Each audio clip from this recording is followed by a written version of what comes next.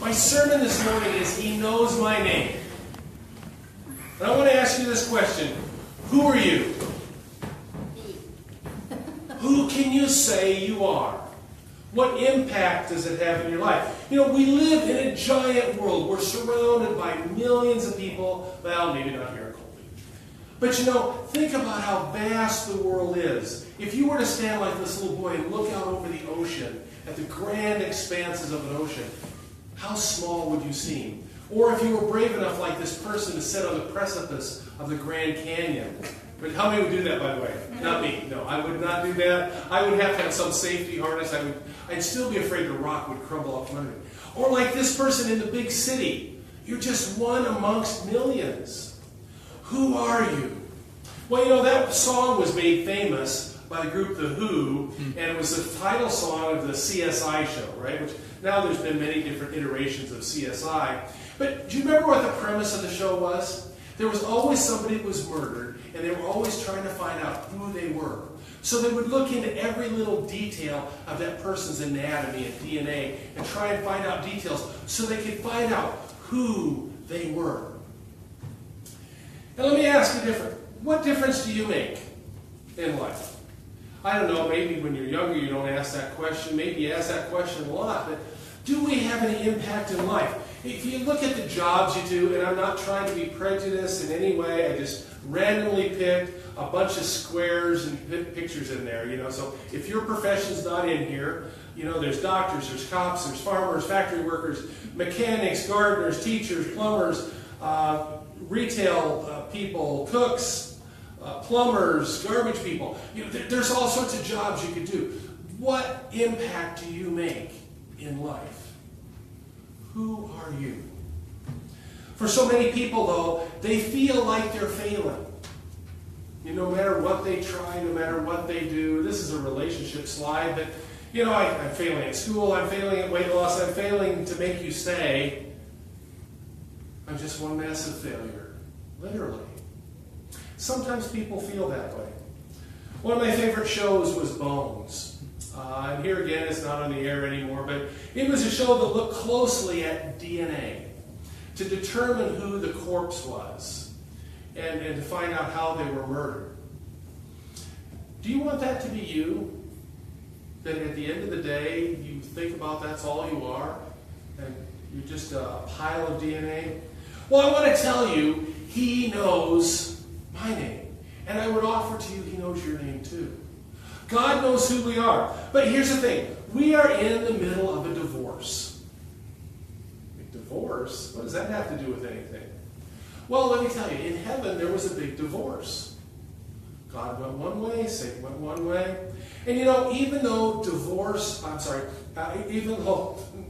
no longer taboo, it still damages children. I like this part of this article. It says, suffering goes into adulthood and even old age. The changes that take place in our life are there permanently. And one of the things that Satan has done to destroy life on our planet is to have human divorce, families that break up. But let's look at Scripture. Let's look at Revelation 12, verse 7. War broke out in heaven. Michael and his angels fought against the dragon, and the dragon and his angels fought back. But he was not strong enough, and they lost their place in heaven. That great dragon was hurled down, that ancient serpent called the devil or Satan, who leads the whole world astray.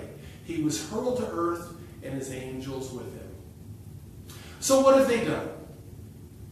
You get kicked out of heaven. Now what do? They run around spreading lies. Lies about what? You know, I was talking with one of our visitors earlier this morning and talked about our unique perspective on the gospel and on what religion really is. And how we believe that the war up in heaven wasn't caused by a discrepancy over whether we're going to have peas or green beans for lunch. The discrepancy was caused about the character of God. And we don't fully understand how deeply those lies go until we start looking at some of the details and looking at some of the damage that it's caused. Because of that damage and what our heritage is and who we belong to and the family that we're supposed to have, we're sitting in a place where we don't really know who we are or where we belong. We don't know what road or pathway that we should be on in life. But I assure you, He knows my name. He knows your name. And here's some scriptures I want us to look at. The print might be a little bit small. You can look at John 8:41 through 44. And as you read that, it's a little difficult because these are sort of synopsises of what those verses are. Right? I have been misrepresented by those who don't know me. Have you ever had stories told about you? Right? Gossip goes around and they say what a wonderful person you are. Right? Those are the stories that go around, right? No, those are never the stories that go around. The stories that go around are the bad stories. And when we think about when Satan was kicked out of heaven and the stories that he told, do you suppose they were good stories about God and how gracious and wonderful and loving and kind he was? Not for a second. If you go to 1 John, I am not distant and angry, but I am the complete expression of love. God is love. And it is my dream to lavish my love upon you. 1 John 3:1. Simply because you are my child and I am your father. I offer you more than your earthly father could ever. From Matthew 7. For I am the perfect father. Matthew 5. Every good gift that you receive comes from my hand. Think about that. Is that the picture of God that people have? I was chatting with somebody last week before, I can't remember what, and they said they always pictured God as an angry old man with a stick. Well, in fact, they said 2 sticks. And I kind of grew up that way too. As soon as you step out of line, God was there to whack you. And I don't know, some people grew up in different parochial school environments where perhaps the teacher would reach out and slap you with a ruler. I know that happened in public school when I was a kid. It wasn't just parochial school. If you're out of line in any way, here comes the ruler. And if you're really bad, you went to the principal's office for a paddling. Right? That doesn't happen anymore. From a magazine written in 1902, this is called Review and Herald. This is a quote, and I really love this. Christ, in his life and death, has forever settled the deep and comprehensive question whether there is self-denial with God and whether God is light and love. What an impactful statement that is. Christ has forever answered the question about God and his love. This was the question that agitated in heaven above, which was the beginning of Satan's alienation from God. It's not peas or green beans, guys. It's above the character of God. The change or abolition of his law, of his government, laws of his government, in the heavenly courts was demanded as evidence of the love of God. Now let me ask you this question. If the law of God is a transcript of God's character as we believe it, as we advertise it to be, how can you get rid of that? How can I change who I am? You can't do that. God says, I am a God. I change not. I'm yesterday, today, forever. I'm the same guy. But this war in heaven continues in our planet today, in our world that we live in. I picked a whole bunch of slides here, and I know that children sometimes fight. Parents sometimes fight. People sometimes protest. And up in the corner there's that TV show Modern Family. I know some people like that show. I've never watched that show. I've seen some commercials for it and stuff like that. But what is the modern family? We have redefined what the family is in so many different ways that basically anything's a family now. But that's not how it was from the beginning. God had something set up to demonstrate something to us. One of my favorite stories from Scripture is the story of Enoch. And when Enoch was a grown man, and he walked with God, had this great relationship, walked with God, 65 years, right? Then he had a son. 305 years. Walked with God. And then after 65 years, he was good enough to go to heaven without seeing death. Now, what would make that change? It's that relationship you have with a child, that parental understanding that guides you into a different view of reality. Any of you who are parents, what would you do for your child? What wouldn't you sacrifice for your child?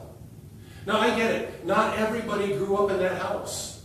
Some people grew up in a house where the parents just let the kids go and you don't care what happens to them. And sometimes the parent ends up being the child. You know, I mean, we know we have some members here whose parents were alcoholics or something, and they were more dependent on the child. I know a family right now where the mom doesn't work and the kids have to have jobs so they can support the family and make the house payment. That's not how it was in the beginning. God created mankind, men, women, all of us. He created us in His image. What do you suppose that would be? What do you suppose the image of God would be like if you could see it? Well, let's take a look at ourselves. From Psalms 139, and this is where the bulk of the sermon is coming from, Psalm 139. For you formed my inward parts. You knitted me together in my mother's womb. I praise you, for I am fearfully and wonderfully made. We don't always think about that. But from the time my daughter was born, right? I remember that first little thing. You know, my heart was gone at that moment when that little hand grabbed your finger, right? I don't know about the rest of you dads in life, and those of you watch it. When that little hand grabs your finger, right? When Maddie grabs your finger, aren't you done at that moment? It's anything for that baby, anything that baby wants, everything for their best good and their care. My frame was not hidden from you when I was made secretly and skillfully wrought in the lowest parts of earth. That's not to say that the woman's womb is the lowest part of earth. Think about all the things. If you have any connection with medicine whatsoever, think about all the things that can go wrong. Remember that DNA chain that I showed you earlier in the slide? And those two strands, one strand of DNA from mom, one strand of DNA from dad, they go together to form this unique character. And from that moment on, cells begin splitting and growing. And you know what's amazing? Your nose is where it's supposed to be. It's in the same place. Everybody else here in the room, your noses are all in the same spot. Your eyes are all in the same spot. Do you realize what a miraculous thing that is? Every day of my life was recorded in your book. Every moment was laid out before a single day had passed. What does that tell you about God's knowledge? You know, we talk about God having foreknowledge. Everything you're ever going to do, that's kind of spooky to think about it, right? Everything you're ever going to do, God's already had this written down. He knows the choices you're going to make. That is such miraculous foreknowledge that I can't even wrap my mind around that. My question would be, God, if you knew I was going to do this, why did you let me do some of this crazy stuff I did? Before I formed you in the womb, I knew you, and before you were born, I set you apart. You set me apart? What does that mean to be set apart? What does that mean to be so different that you're set apart? Look at all these apples, and there's the one green, which the very best one, of course, the green one. I have raised you up for this very purpose, that I might show you my power and my name might be proclaimed in all the earth. God saved us for a reason. He brought us out of the muck and the mire and the turmoil that was our life. He brought you to sit here today and to watch on Facebook today because He has a plan.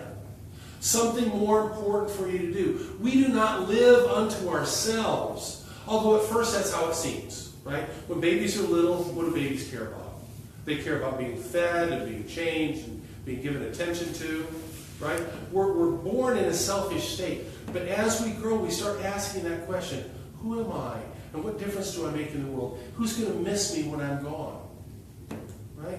And these questions are answered by the fact that God has a purpose for each and every one of them. He picked us out. He set us apart to do this great work.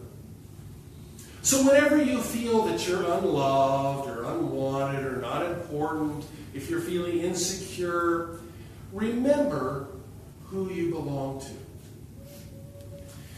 You know, it's easy to get lost in life and get off track. And all I can offer is for people who grew up in a loving relationship mom, dad, people who cared about you, you have to always remind yourself, I always have a place to go home to. That's a comfort for you. And for those of us who maybe don't have parents anymore, or maybe you grew up in less than perfect circumstances, we still have that home that we can go to. We still have someone. Because make no mistake about it, God knows your name. He knows my name. Let's review just a little bit here. You are not a mistake. All your days are written in my book, Psalm 139. I determined the exact time of your birth and where you would live. You ever wonder that, why you were born here? Why weren't you born in India, Africa, China, Russia? Why were you born here? I'll be interested to ask God that. Because he said he knew the exact time of my birth and when I would... For those who were born prematurely, God knew that's the day of your birth. You were fearfully and wonderfully made. I knit you together. I brought you forth on the day that you were born. And he reminds us that people have lied about him, misrepresented him to us. That he's not distant and angry, but he's the complete expression of love.